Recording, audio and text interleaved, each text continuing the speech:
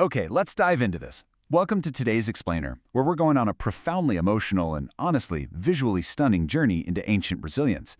Today we're unpacking a really fascinating ancient text known as the Syriac Apocalypse of Baruch. I want you to imagine, just for a second, losing absolutely everything. Your city, your home, the center of your entire universe, just completely gone, burned to the ground. How do you find the will to keep going after that? How do you even begin to make sense of that kind of devastation? Well, this document gives us an extraordinary window into exactly that struggle. It's essentially a masterclass in how human beings process ultimate trauma, step out of the literal ashes, and attempt to touch the divine.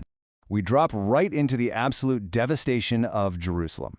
The text opens with Baruch, the son of Neriah, sitting quite literally in the dust and ashes of a burned city. His grief is just so raw. It is palpable. You can almost hear his voice cracking as he looks at the smoking ruins of the temple and asks this incredibly agonizing question. Lord, why have you allowed your vineyard to be uprooted and your people humiliated by the pagans? He is a man who has hit absolute rock bottom, weeping in the wreckage of a world he truly thought was unshakable. And that brings us to part 1, Despair in the Ruins, a Heavenly Perspective. Because right when Baruch hits that lowest point, something incredible happens. Just as Baruch reaches the absolute depths of his despair, crying out into the silence of those ruins, the silence actually breaks. The voice of the Most Holy interrupts his weeping with a revelation that completely shatters his understanding of reality. He's told, essentially, to stop crying over stones. So the crucial point is right here. The voice explains that the physical destruction of the earthly city, this temporary building of stone, was not the end of the story at all. In fact, it had to fall to make way for something infinitely greater. God reveals this grand cosmic plan, stating that the true, unshakable city was actually already prepared in heaven before paradise even existed. This eternal heavenly Jerusalem was the exact same one shown to the ancients, to Adam and to Abraham. God is basically telling Baruch, you're looking at the temporary blueprint that got destroyed, but I am looking at the eternal reality. Now we move into part 2, Visions of Dark and Light, the sweep of history. We're shifting from the earthly ruins to a massive cosmic scale. God doesn't just offer words of comfort here. He gives Baruch an absolutely epic vision to help him understand the entire scope of human history. I really want you to picture what Baruch sees next. Imagine an enormous, impossibly vast cloud rising from the deep sea, so massive that it literally swallows the entire sky. And out of this massive cloud, it begins to rain. But this isn't ordinary rain. The angel Ramiel appears to Baruch to explain what's happening. Notice the distinct shifts in the water. Sometimes it pours down as black as coal, and this brilliantly illustrates what Ramiel explains next, that black water represents sin, tragedy, and the decay of the world ever since Adam. But then, the rain suddenly shifts, pouring down water radiant as the sun, representing grace, hope, and the righteous deeds of humanity. The whole world is just constantly tossing back and forth between these cycles of extreme darkness and light. Human history, according to this vision, repeats this tumultuous cycle 12 times. And the tension just builds and builds with each cycle until it finally reaches this terrifying climax, the 12th water. The angel reveals that this final downpour is the blackest flood of all. We're talking about an era of ultimate darkness, where the entire earth is completely flooded with absolute confusion, chaos, and global war. It's basically the darkest night of the soul for humanity. Which brings us to part 3, the Messianic Age, a flash of lightning.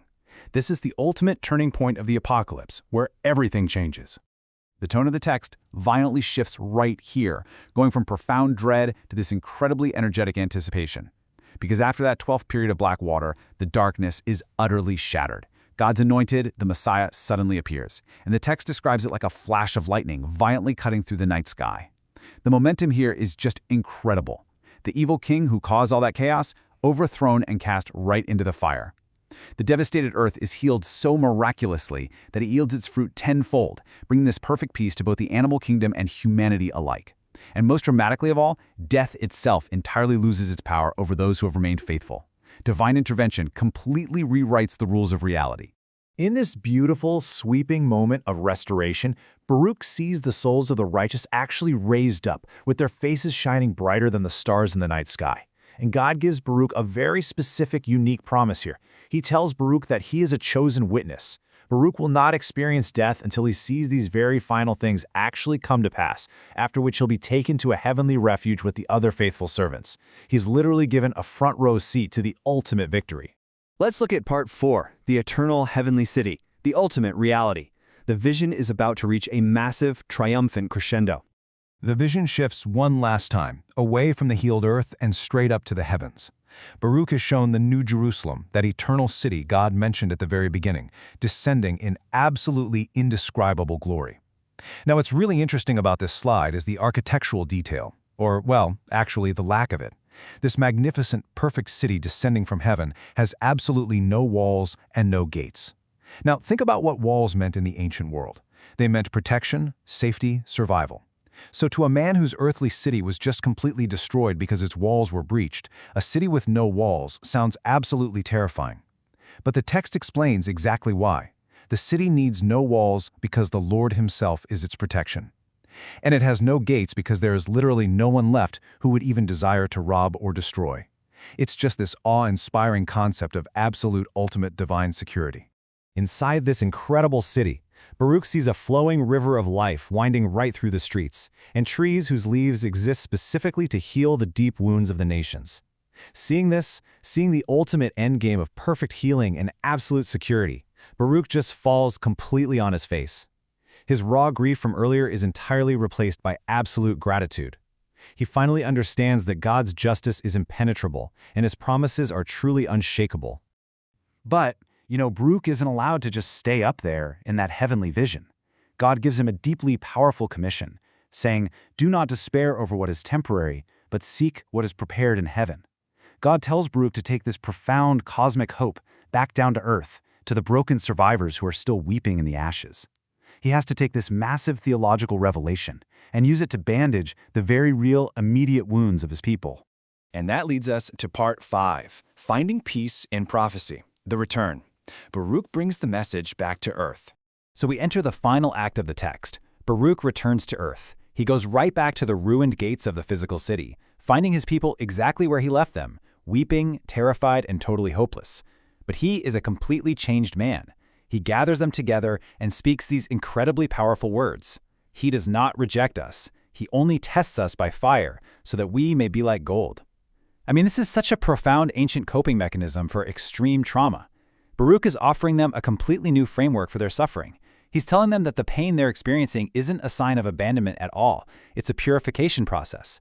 And it's really hard not to relate this to our own modern struggles with loss, isn't it? When our own personal worlds burn down, can we see the fire as something that is refining us rather than just destroying us? Let's move to and see how this builds his final earthly moments. The text maps this out so beautifully.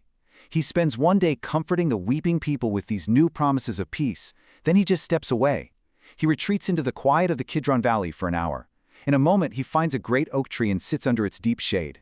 And there, for 7 days, he fasts in total silence and deep prayer. The text tells us that in that deep, quiet silence, heaven and earth finally merge into one in his eyes. Sitting under that oak tree, after traversing absolute devastation and experiencing this cosmic, reality-bending revelation, Baruch finds his ultimate personal peace.